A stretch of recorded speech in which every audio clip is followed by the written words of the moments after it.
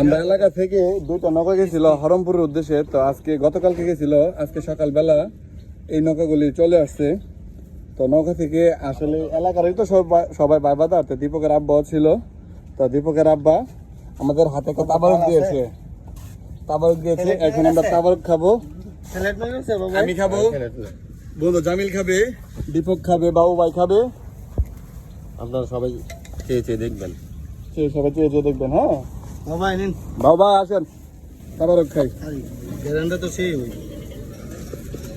তাবারক, বিসমিল্লাহ।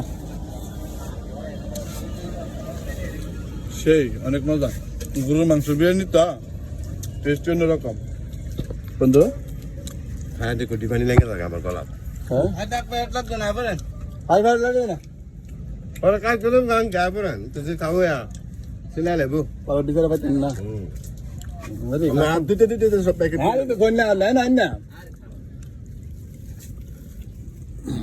মাছ ধরে যাবো নি। এদের বিরিয়ানির কালারটাই অন্যরকম।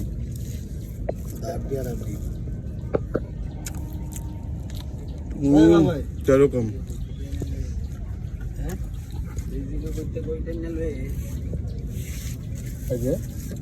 আমাদের বড় ভাই বাবু ভাই শেয়ার করতেছি।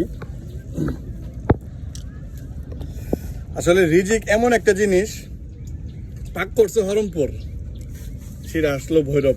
তারপরে আমরা খাওয়ার কোনো উদ্দেশ্য ছিল না।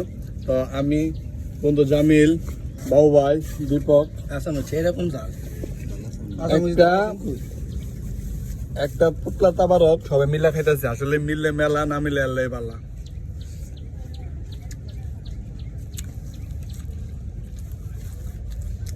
আমরা এলাকার যে দুইটা নৌকা গেছে প্রতি বছরেই যাই হরমপুরের উদ্দেশ্যে।